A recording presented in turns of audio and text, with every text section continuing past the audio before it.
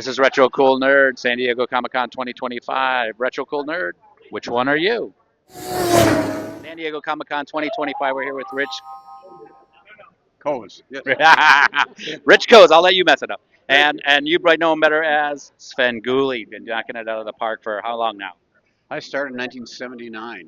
1979. Let me take you back to me when I'm a young man, mid 70s, Detroit, Michigan. I grew up watching Sir Graves Ghastly Saturday afternoons. You know that cat? I've heard of him. I've never seen any of his stuff. But yeah, everybody, it seems, had somebody when they were growing up that was doing this kind of a show. Time honored tradition of entertaining the fans during the commercial bumpers. But so that was in the morning. If I was a good kid, my dad would let me stay up and watch The Ghoul on Channel 20. You know The Sure. Ghoul at all? Yes, I do. In fact, Aren't you related? no, I'm not. And the fact is that they tried to replace the original Svengoolie with him in Chicago. Oh. And one of the first things he did was talk about how my mentor, who was the original Svengoolie, Jerry G. Bishop, was a no talent.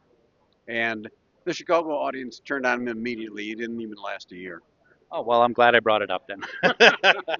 So I want to know, we know you love the classics, right? All the, like myself, grew up watching the Hammers, the Universals. Do any of these remakes or reimaginings, do they speak to you, like maybe Shape of Water or anything like that?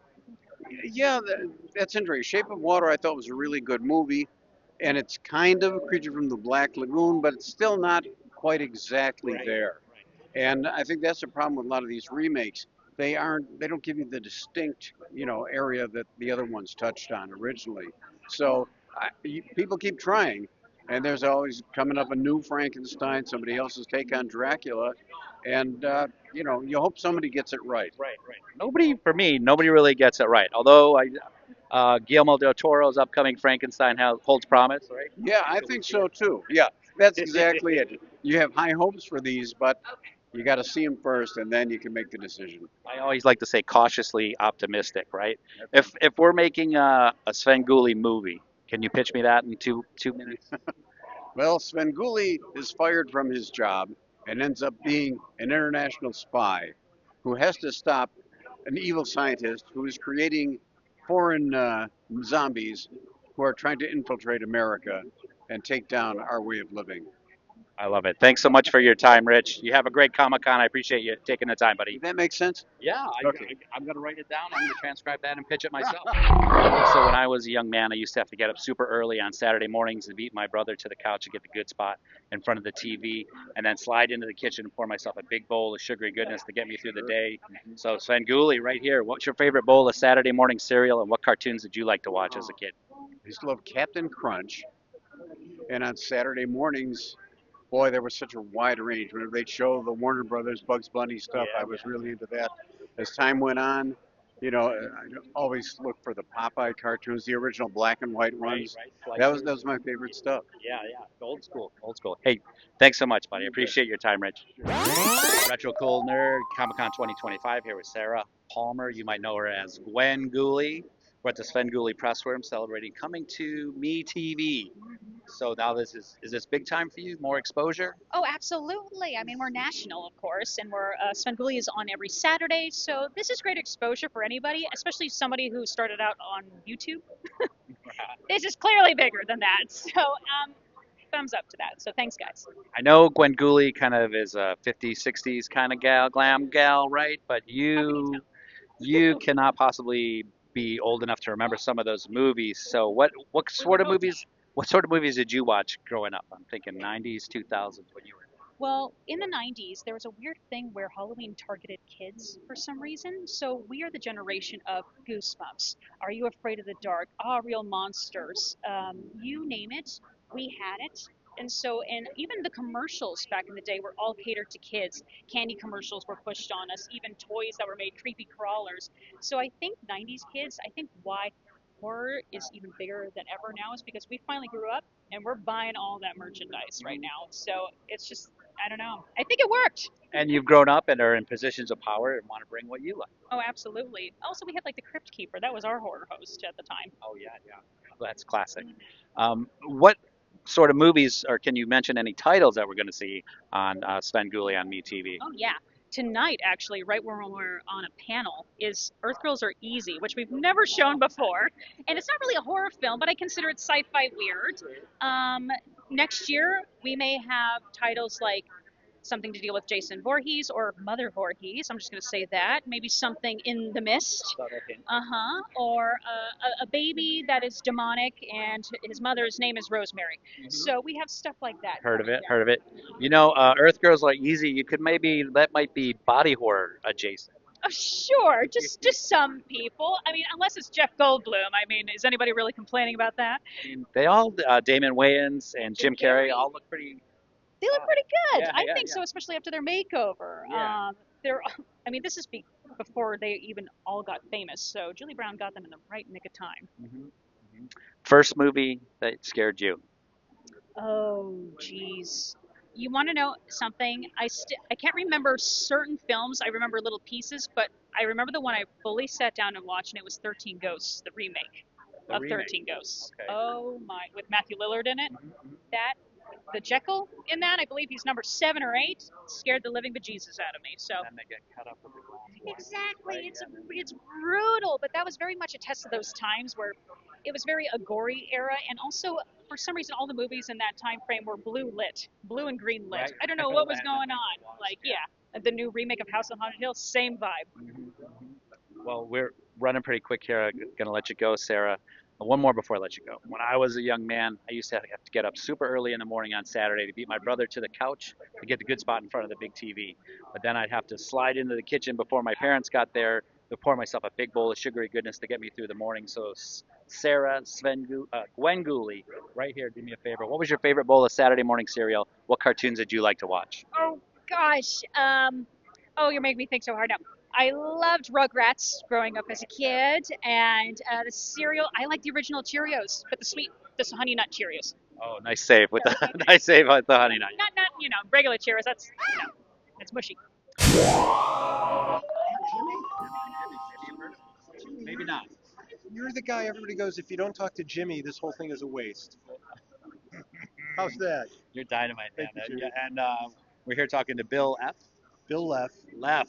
Oh, The L is not silent. Bill Leff. Maybe you know him as. I'm gonna crush it. Jimmy, if I can say Jimmy, you can say my name. Go ahead. Nostalgiaferatoo. You did it better than I do it. Nah, that's Jimmy, that's unlikely. pretty good. That's highly unlikely. That's pretty good. And you are like number 3 on the call sheet, number 1 in our hearts. Am I right? Oh, now you're gonna. I promised myself I wouldn't cry. Here I go. Yeah, I'm somewhere in the call sheet. I don't know. All right. I'm on there. You're still number 1 in our hearts, wherever you are. So Bill, I know that you just joined this show a little bit ago, right? A couple years ago. A couple years ago. What are you bringing to the table? What are you adding to the show that wasn't there before? I bring lunch meat. Like the other cast members don't really bring any kind of foods of any kind. And I said, if someone's going to bring lunch meat, it's going to be me. Right. So is it mostly vegetarian before you got there? Combination of the, yeah, something. Plates? Yeah, you get a lot of pasta, a lot of vegetable plates. Yeah. All right, here's what I seriously think I bring. All of the characters are very different, and yet somehow we come together as a cohesive unit. So my character is an 800-year-old vampire who loves nostalgia and trivia. So his addition to it is just throwing out pop culture references, some of which are applauded, some of which are groaned at. I'm fine with that. I just want a reaction of any kind. So whatever they want to react with, good. That means they're paying I love attention. it. Any press is good press. Right? Any press is good press, yes. So my crack research staff tells me you used to do a little bit of stand-up. Do you have a chunk or at least a bit about classic monsters? No, it wasn't a bit, but it was an observation that I'm sure others have made over the years. But when you looked at the classics, the Universal classics, you had Dracula, who was just out and out scary. He would bite you, and that was it. You were eternally a vampire. You had Frankenstein, who would maul you. You had the werewolf, who would just gut you to shreds. And then the mummy, who just moved so lumberly, If you couldn't outrun the mummy, you deserve to die. Let's be honest. I mean, even as a kid, that wasn't much of a threat. The right? mummy, it's a guy dressed in bandages. That's the best you can throw. And yet, every time it's on, I can't wait to watch it again. Well, there's the nostalgia factor, and that the Brendan Fraser remake did make him a little. I thought scary. it was pretty good. Yeah. I like the Brendan Fraser version. Is there any other version, or is that the one, like any of these remakes of the classic Universal characters that speak to you? That I mean, I think there's more misses than hits, but do any of them stick in your car? You know, the Francis Ford Coppola version of Dracula, I thought was magnificent. It was so different from the original for so many different ways, but it legitimately scared me. It definitely entertained me. I'm a Keanu Reeves fan. I know people bust on him sometimes. I don't know who else could have done his job as good as Keanu Reeves in it. Winona Ryder was great. There's no downside to it. And what about like a comedy horror, which might be a little more in your wheelhouse? Do you have a Yeah. you have a favorite? Is there something you like to put on Saturday night when you're kicking back with a cold one? I've talked about this a little bit today, but for some reason, Abbott Costello Meet Frankenstein fits the bill. It's Yeah. really scary. It's really funny. Abbott and Costello, you can't beat that. Yeah. They haven't done it that well since then, No, right? I don't think Yeah, so. yeah. I really don't. Yeah. Classic comedy act, classic movie. Yeah. We've only got a couple minutes. We want to get back out there to San Diego Comic Con 2025. So let me hit you with one last question Sure. before I let you go, Bill.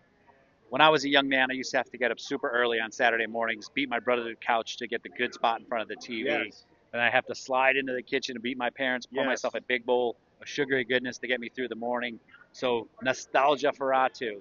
Do me a favor, we're right here. What's your favorite bowl of Saturday morning cereal? What cartoons did you like to watch?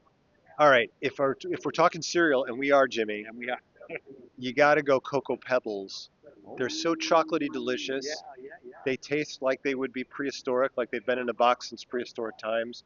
They're a little bit stale, but that chocolate flavor still goes through. If we're talking cartoons, and again, Jimmy, we are, you're not going to beat Johnny Quest. That's just a solid half hour of nothing but entertainment. It's great on every level.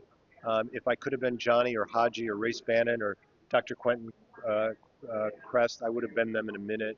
I still to this day, if I need it, I'll turn it on, I'll watch it, and I'll be so entertained. That's a classic. I've been doing this a little while now, not to brag Yeah. about the lifestyle I live, but that is the first time I've gotten Fruity Pebbles. Is that true? I'm sorry, Cocoa Cocoa Pebbles. Right. I get Fruity Fruity Pebbles, Pebbles, I can and I see. get Cocoa Puffs. I get all the other the chocolate vampire Yeah. guy. I Uh, never get Count Chocula. right. I Yeah. never get Cocoa Pebbles. But you agree with me, I Yeah. hope. Yeah. I do. Well, yeah, and that because you get that nice bowl of chocolatey milk at the end Right. as a bit of a Oh, reward. yeah. Now, you'll think I'm a freak for saying this. I don't We're put past milk. I don't. And it's 5 minutes ago. You don't.